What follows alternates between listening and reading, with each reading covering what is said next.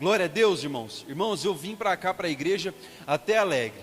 Deus, Ele trabalhou comigo durante o dia hoje, e eu creio que aquilo que Ele falou no meu coração vai ser direcionado a você agora, em nome de Jesus. Do mesmo jeito que meu coração está palpitando com essa palavra, eu até orei e falei: Deus, permita que eu seja claro naquilo que o Senhor vai falar a eles, Deus.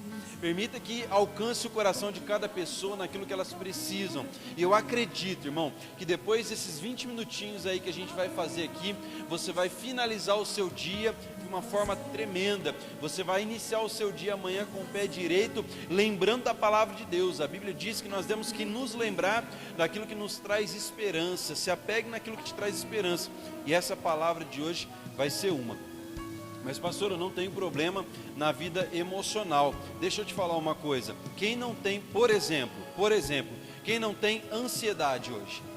Todo mundo tem ansiedade. Uns têm num nível mais elevado, outros têm num nível menos elevado. Mas todos têm um toquezinho ali de ansiedade. É um problema emocional.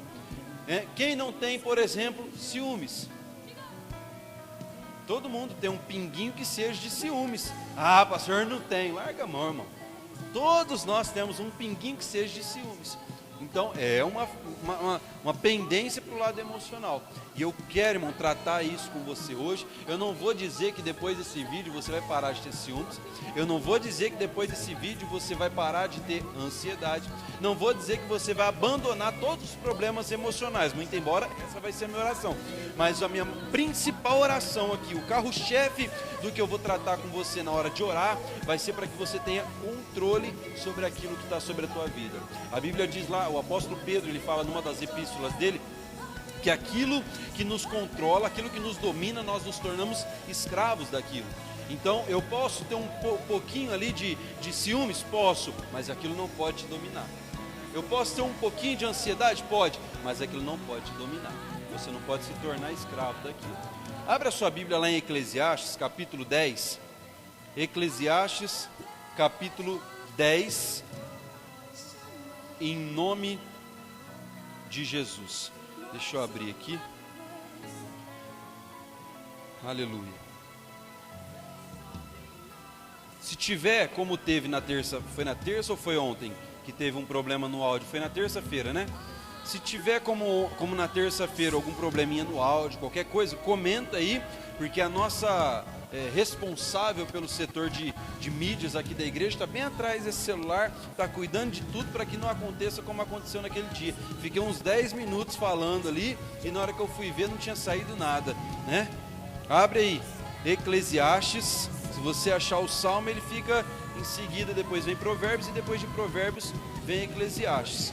Eclesiastes capítulo 10, a gente vai ler o versículo de número 4, em nome de Jesus, amém? Diz assim, vamos lá: levantando-se contra ti o espírito do governador, não deixes o teu lugar, porque o acordo é um remédio que aquieta grandes pecados. Tem várias traduções que falam sobre isso, mas basicamente ele traz a mesma base. E aí, como eu sempre gosto de falar, muitas pessoas gostam de tirar aí um contexto um pouco equivocado disso daqui. Quem que é esse governador? Não existe uma base teológica para poder te trazer uma convicção de quem é esse governador. Levantando contra ti o espírito do governador. Não existe uma base teológica para te dizer: o governador é uma autoridade, o governador é o pastor da igreja. Não existe uma base para isso, né? Quem fala alguma coisa além do que está escrito, além do que dá para entender aqui, ela está criando uma doutrina própria, ela está querendo interpretar da maneira que talvez vai agradar ela. Eu não posso fazer isso porque eu tenho um compromisso com a Bíblia. Então a Bíblia está dizendo que vai levantar um espírito governador. Como não tem uma base clara de quem é esse governador, eu vou me sentir à vontade. Posso? Então eu vou me sentir à vontade agora para poder ministrar na tua vida de acordo com aquilo que eu posso ter liberdade. Aqui está dizendo sobre um governador. O que é um governador? É alguém que tem poder.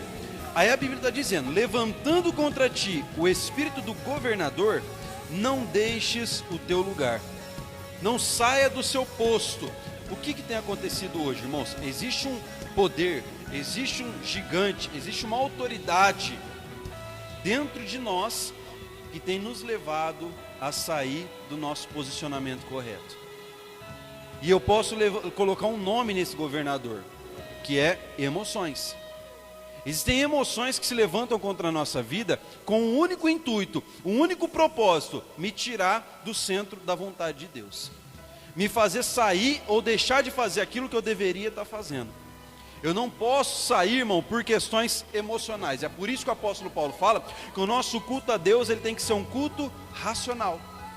Então tem que orar a Deus para que o culto que eu presto ao meu Deus, entenda só, quando a gente fala de culto, eu não posso direcionar apenas para aquilo que acontece na igreja, entre os irmãos, pastor, ministério de louvor, eu não posso direcionar somente a isso. O simples fato de eu estar caminhando na rua pode me levar a adorar o meu Deus, isso é um tipo de culto. A Bíblia diz que todo aquilo que tem fôlego, louve ao Senhor, esse é um método de culto. Então eu não posso especificar somente a igreja. Então vamos lá. Como que eu vou fazer? Eu vou adorar o meu Deus de forma racional. E quando o espírito da emoção, quando as emoções tentam me impedir de fazer o que eu deveria fazer, o que eu tenho que fazer? Eu tenho que colocar em prática aquilo que eu aprendo. Eu tenho que colocar em prática o que a palavra de Deus tem me orientado a fazer, que é cultuar a Deus de forma racional. Aí eu volto para o que eu citei no comecinho. O apóstolo Pedro fala numa das epístolas dele que todo mundo que é dominado por algo, ele se torna escravo dela. E tem muita gente, irmão, dentro da igreja que abandonou o cigarro, abandonou a maconha, abandonou o crack, abandonou os vícios, abandonou a jogatina, abandonou as bebidas, mas ainda não abandonou o problema emocional. A mágoa ainda está alojada aqui dentro. O rancor ainda está alojado aqui dentro. O que eu tenho que fazer com isso? Jogar fora e colocar o meu culto racional em prática. Abra sua Bíblia em Mateus. Mateus capítulo 14. Evangelho de Mateus. Olha isso que a gente encontra aqui, irmãos. Mateus capítulo 14. A gente vai ler a partir do versículo 22. Mateus 14, versículo 22. Olha isso. Mateus, capítulo 14, versículo 22. Diz assim, vamos lá. E logo ordenou Jesus que os seus discípulos entrassem no barco e fossem adiante para outra banda, enquanto despedia a multidão. E despedida a multidão, subiu ao monte para orar à parte, e chegada já à tarde, estava ali só. E o barco estava já no meio do mar, açoitado pelas ondas, porque o vento era contrário. Mas, à quarta vigília da noite, dirigiu-se Jesus para eles, caminhando por cima do mar, e os discípulos, vendo-o caminhar sobre o mar, assustaram-se, dizendo, é um fantasma, e gritaram com medo. Jesus, porém, lhes falou logo dizendo, tende bom ânimo, sou eu, não temais. Eu vou parar por aqui e depois eu vou dar continuidade. Irmãos, olha isso daqui. O texto está dizendo que Jesus manda os discípulos irem na frente e no meio do caminho se levanta uma tempestade. Jesus não estava com eles. Se levanta uma tempestade. Qual que era o propósito da tempestade? Fazer eles saírem do barco. Fazer eles saírem daquilo que Jesus mandou eles fazerem. Mas Jesus aparece, eles se assombram achando que era um fantasma. E aí quando eles entendem, é Jesus, ele falou, ó, fica tranquilo, sou eu. Ele está dizendo basicamente o seguinte, fica tranquilo, porque fui eu que mandei vocês virem para cá. O importante é eu saber, irmão, que é Jesus quem mandou fazer o que eu estou fazendo. Foi Jesus quem disse prossiga. E quando ele disse prossiga, consequentemente tem um respaldo dele. Por exemplo, se o pai fala para o filho que nunca andou de bicicleta, subir na bicicleta e sair pedalando, o filho precisa ter medo de fazer isso? Não, porque atrás dele existe o respaldo do pai. Então se Jesus disse, ó, pega o barco e vai, atravessa, o que eles tinham que fazer? Pegar o barco e ir atravessar. E quando você está passando por isso, e no meio do caminho vê uma tempestade, o que você tem que pensar? Lamentações 3:21, disso me lembrarei, porque isso me traz esperança. O que vai me trazer esperança no momento da tempestade? Quem tem guiado a minha vida? Quem tem guardado a minha casa? Mas pastor, se levantou um problema lá, que aos meus olhos é insolúvel. Eu não consigo ver solução de nenhum lado. Mas quem que mandou, irmão, você fazer? Você está fazendo alguma coisa que sai da palavra? Você está deixando de fazer a vontade de Deus na sua vida? Não. Então nada te impede de prosseguir no meio da tempestade. Por quê? Porque Jesus vai aparecer para poder acalmar a tempestade. Então o primeiro ponto, mas eu estou com a ansiedade lá em cima. Coloca a sua fé de forma racional na presença de Deus. Jesus, eu não estou bem, me abençoa. Por quê? Porque eu preciso prosseguir. Eu sei que essa tempestade não é suficiente para me parar. Acredita naquele que te enviou. Não acredita em o apóstolo Paulo. Eu acho lindo isso. A Bíblia diz que o apóstolo Paulo, quando ele clama, ele está iniciando a carta aos Colossenses, ele falou: eu, apóstolo Paulo, não pela minha vontade. Isso que eu estou vivendo aqui não é porque eu quero viver. Isso tudo que eu estou vivendo aqui é pela vontade de Deus. Eu, apóstolo Paulo, não pela minha vontade, mas pela vontade de Deus. Eu não estou passando por tudo isso aqui porque eu quero. Eu não estou passando por toda essa aflição aqui que estou passando porque eu quero. Eu estou porque existe alguém que me enviou a fazer o que eu estou fazendo. E se ele me enviou, automaticamente eu tenho o respaldo dele. Se você tiver um pouquinho de noção de direito, eu não tenho. Eu sou meio fução só. Eu fiquei sabendo o seguinte, que o empresário, quando ele põe um funcionário para trabalhar e para fazer determinada coisa, se aquela determinada coisa faz, vou dar um exemplo mais claro que é para a gente ficar mais didático aqui. O engenheiro contratou o pedreiro para poder fazer uma torre. Quem fez a planta? O engenheiro. Quem deu a ordem? O engenheiro. O material? O engenheiro. Mas o pedreiro no meio do caminho fez uma coisa errada. Alguma coisa no meio do caminho, no meio da construção do pedreiro deu errado e a torre até subiu, mas caiu. De quem que é a responsabilidade? De quem mandou o pedreiro fazer. Mas pastor, foi o pedreiro quem fez, fica tranquilo. Quem enviou ele é quem é responsável. Quem enviou ele é quem vai dar o respaldo. É a mesma coisa com Deus. Irmão, quem mandou você ir para o meio desse mar foi Jesus. Se você está no meio do mar, é só você ficar tranquilo e falar: Jesus, é o Senhor que vai me dirigir. É o Senhor quem vai acalmar essa tempestade. Mais um golinho? Vamos lá, versículo 28. E respondendo-lhe Pedro, e disse: Senhor, se és tu, manda-me ir ter contigo por cima das águas. 29, eita glória. E ele disse: vem. E Pedro, descendo do barco, andou sobre as águas para ir ter com Jesus. Aleluia. Irmão, olha que forte isso daqui. Se for para você descer do barco, que seja para viver aquilo que ninguém mais quer viver.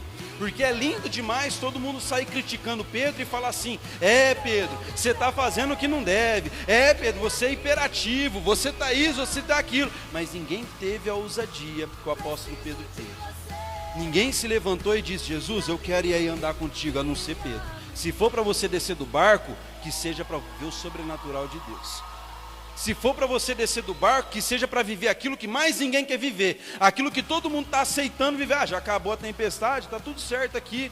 Já acabou o problema, já está tudo bem. Não, Pedro não se satisfez apenas em viver a bonança, o momento onde acalma a tempestade. Pedro, ele diz: eu quero mais. E a Bíblia diz que Deus, ele tem mais para as nossas vidas. A Bíblia diz que quando Deus, ele coloca a água no joelho, ele diz: pode ir mais um pouquinho, tem mais água para você. Aí quando a água já está na cintura, ele fala: pode ir mais um pouquinho, meu filho, tem mais um golinho de água. E aí quando a água já está no ombro: meu filho, vai lá, se inunda, se enche. É o que Deus tem para a nossa vida. Satisfazer, estar satisfeito apenas com ter resolvido o problema, não faz parte de vida de quem é discípulo. Discípulo, ele quer mais. Irmão, eu não estou dizendo que você tem que parar de orar para Deus solucionar. Você tem que orar para Deus solucionar o teu problema. Mas não aceita apenas com a solução do problema. Busque por coisas que você nunca viveu na sua vida. Eu não sei quanto tempo você tem de evangélico, irmão. Eu não sei quanto tempo você tem servindo a Jesus. Mas uma coisa eu não aceito, irmão: olhar para a minha vida lá atrás e ver que lá atrás eu fui melhor, mais próximo, mais um orador melhor, um intercessor melhor do que hoje. Eu não aceito isso na minha vida. Eu não sei quanto tempo você tem de servo de Cristo, mas uma coisa eu sei: você tem que olhar para a sua vida hoje e ver que a água está mais para cima do que ontem. Você tem que olhar que hoje você está vivendo coisas que ontem, mas e aí, pastor, eu não estou vivendo. Há 10 anos atrás eu tive muito mais intimidade do que eu tenho hoje. Procure, porque a Bíblia diz que você pode ter, Deus, ele restitui todo o tempo que o diabo te roubou.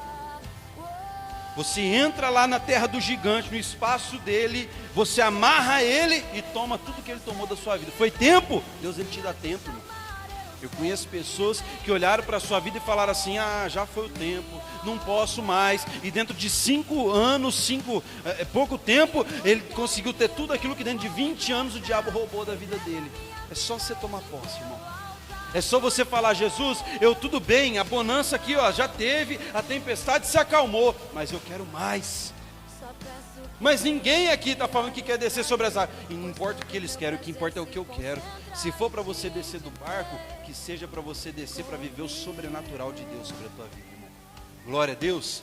Eu quero que você feche seus olhos. Irmão João, vem aqui comigo. Irmão João, vem orar comigo aqui. Oração pela família, Elaine Jussara. Glória a Deus. Você que precisa de oração, irmão João vai orar comigo agora. O irmão João vai orar comigo aqui agora. Eu peço que você una lá, está sem coisa. Eu vou iniciar a oração, vou abençoar a tua vida. O irmão João vai finalizar a oração, ungindo a tua casa, a tua vida emocional, em nome de Jesus. Feche seus olhos. Pai, eu creio, meu Deus, que há um milagre da tua parte, meu Pai, separado para essas pessoas. Existem irmãos, meu Pai, que estão do outro lado da tela ali, meu Pai, buscando por algo sobrenatural, meu Pai. Pessoas que já decidiram: não importa o que os meus irmãos ao meu redor querem, o que importa é o que eu quero. Meu Deus, eu vou descer desse barco, Pai, e vou viver o sobrenatural do Senhor sobre a minha vida, Pai. É com essas pessoas que eu estou falando, é por elas que eu estou intercedendo agora. Eu peço, Pai, alcança agora, Deus, cada vida, cada causa, cada problema. Alcança, meu Pai, cada familiar agora, Senhor. Transforma, Deus, toda maldição em bênção. Tira, meu Pai, a mácula, o peso, meu Deus, a angústia. Tira, meu Pai, os pensamentos errados. Tira, meu Pai, o erro, meu Deus, que está alojado naquele coração. Talvez um erro de adultério, talvez o erro da pornografia, Senhor. Arranca agora, porque nós sabemos, ó Pai, há um mal alojado neste coração, Senhor. Transforma, meu Pai, agora.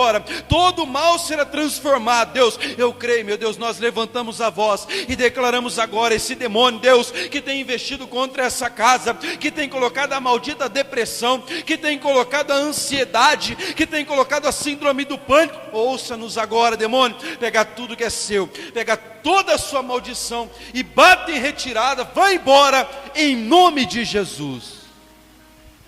Senhor Deus e amado Pai, nós estamos agora, ó Deus, no mesmo propósito, Pai, para orar, meu Pai, por essas pessoas, porque nós estamos aqui, ó Deus, não, meu Deus, mendigando bênção, mas nós estamos aqui, ó Deus, reivindicando aquilo que nós temos direito em Cristo, Deus. O Senhor nos deu vida e vida com abundância, Pai. O diabo veio para matar, roubar e destruir. Oh, Pai querido e amado, nós entramos agora em batalha espiritual, Senhor, para quebrar todo o mal que está agindo nessa vida, que está agindo nessas pessoas, nessas famílias. O diabo quer tirar a gente da presença de Deus, mas não vai conseguir, porque a igreja está em nós, a igreja está fechada, mas nós não vamos retroceder 1 milímetro sequer. E em nome de Jesus Cristo, na autoridade que há no nome do Senhor Jesus, nós quebramos agora todo enigma maligno. Aonde tiver a obra do maligno se levantando, vai cair por terra em nome de Jesus. Eu não vou retroceder 1 milímetro, em nome do Pai, do Filho e do Espírito Santo. Eu repreendo todo o mal em nome de Jesus Cristo. Pai, muito obrigado, Senhor, por tudo que o Senhor tem feito e o que o Senhor já fez na vida de cada um de nós, em nome de Jesus. Amém.